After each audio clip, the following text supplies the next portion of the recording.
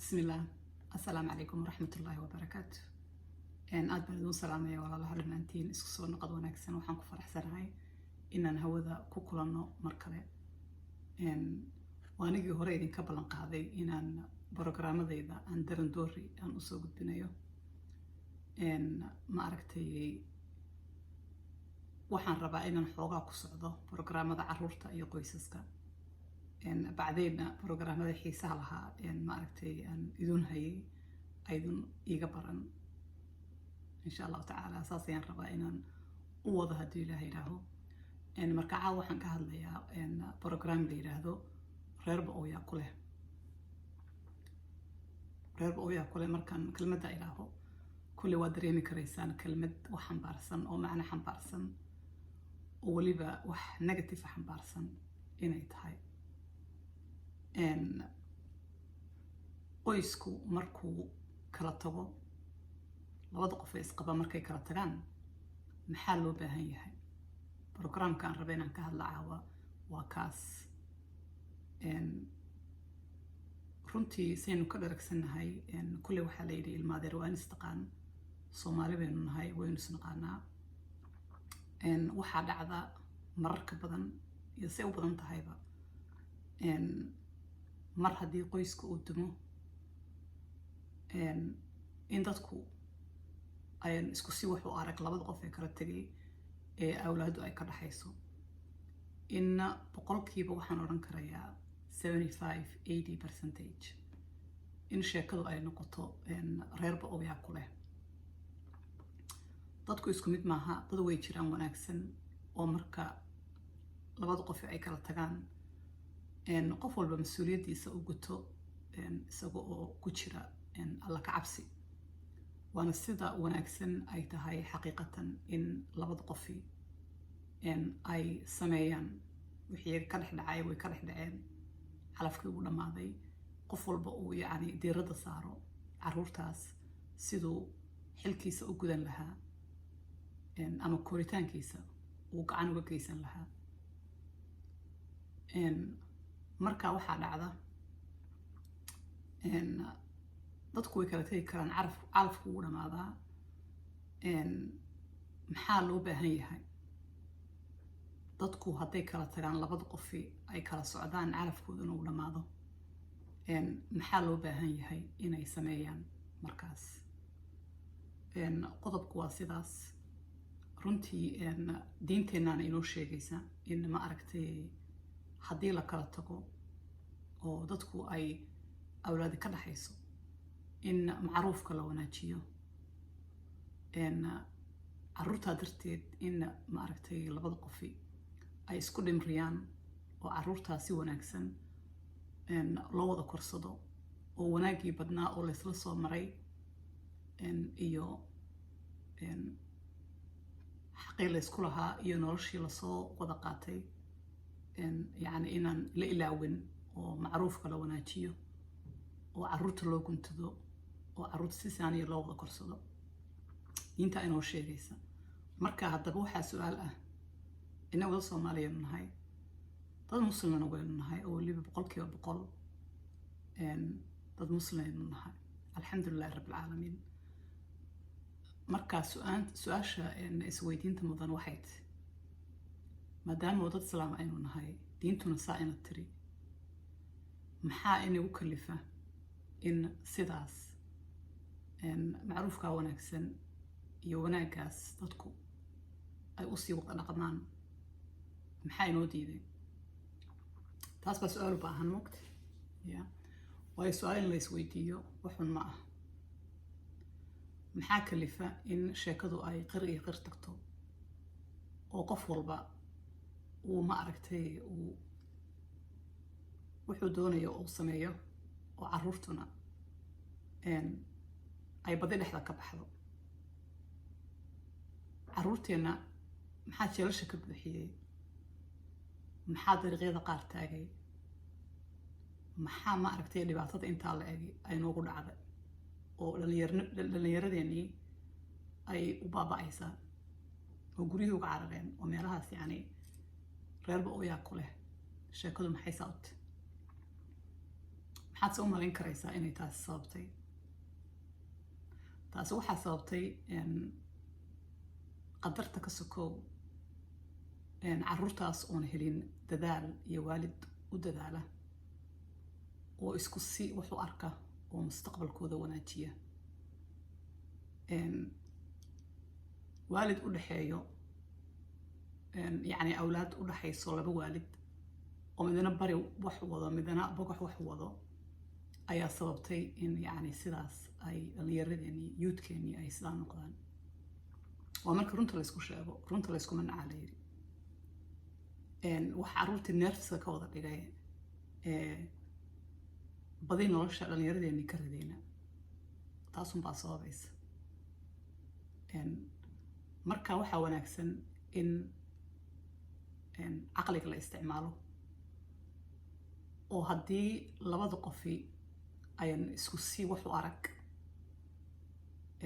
carruurtana ayan meel uga soo wada jeedin oo ayan si wanaagsan carruurta ayan diiradda u saarayn inay korsadaan. weliba xisaabta ayan ku darin in qurbo la joogo oo xaaladdu ay ka sii xun tahay haddeer Soomaaliya qoysas ku burburay oo kale. badweyn baynu joognaa dadkeena yacni qurbaha jooga. hadday arrinkaasi dhaco oo amarkaasi dhaco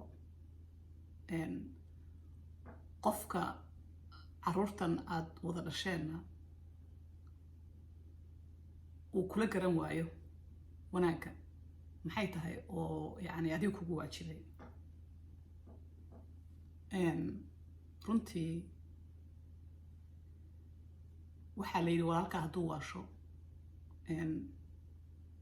may adigu haddaad waalatid miyay ahayd walaalkaa kuu miyir qaba wax saas ah ayaan u malaynayaa. hadday mahmaadu ka qaldan tahayna iisoo saxa. muhiimaddu waxaa weeyaan qof hadduu waasho labada qof uu yacni uu maaragtay uu hawsha u soo jeedin waxaa markaa carruurtaas u wanaagsan hal waalid inay carruurtaas ay u go-aan u korsado. way fiicanta in laysla wada korsado oo carruurtii maaragtay qof walba uu waajibkiisa guto oo xaqiisa ka soo baxo. laakiin waxaa dhacda taasi ma dhacdo badanaaba. marka taasi haddayaan dhacaynin maxaa loo baahan yahay? labadii waalid inuu qof u miyir qabo carruurtii ayaa la doonayaa. weliba especially hooyadan anigu odhanayaa mar walba kolley carruurta wax ka wanaagsani hooyadood inay koriso ma jirto. yacni carruurta hooyadood ha koriso. aabbihiina dee xil baa lagugu leeyahay inaad xaqiisa aada gudatid ayaa ma aragtay muhiimaddu ayd. laakiin carruurta inaan waalid la gelin oo anigu waxaan ka hadlayaa dadka carruurta wada sheekareeya carruurta maaragtay qofiba mar haysto ayaan ka hadlayaa. marka carruurtii waa inuu qof u miyir qabo oo hooyadii carruurteeda korsato. aabbihii hadduu ku dhaqaalaynayana uu dee ku dhaqaaleeyo. ama marar waxaa dhacda single father ayaa dhacda maaragtay carruurtooda iyagoo korsada oo for whatever reason hooyadii ayan picture ku jirin. marka adigu siday ahaataba labada waalid waa inuu qofi u miyir qabo awlaadda uu ma aragtay uguntiga intuu dheesha isaga xidho ilaahan la kaashado oo carruurtaas sida ugu wanaagsan ee lagu korin karayo ee tarbiyadooda lagu hagaajin karayo aad ku hagaajisid. oo carruurtaas jiid iyo buuq iyo laba qof oo isla tirsanayo isla xintamayo oo isku mashquulsan aan carruurta lagu korin. marka anigu waxaan odhan lahaa san hore u eriba iyo sida ay tahayba carruurta runtii waa futurekeena. ilaahay noo xifdiyo dhammaantood yar iyo weynba. ilaahay noo barakeeyo. badweyn baynu joognaa. ilaahay noo badbaadiyo awlaadda. laakiin anigu waxaan badi arkay oon u soo joogay in ma aragtay sheekadu ay tahay reerba oo yaa ku leh. marka waxaan adduunyadan inta la joogo waa 2 cisho. hawl la qabtana hawsha ugu adag qofku hadduu 2 shift ka soo shaqeeyo yacni o'clock in iyo o'clock out ayaad galaysaa, habeenkaaga waa seexan kartaa. laakiin awlaadda korinteeda hawlka adag kulley ma jirto. waalidkii caruur korsaday unbaa garan karaya, weliba especially qurbaan ku korsaday. marka in ma aragtay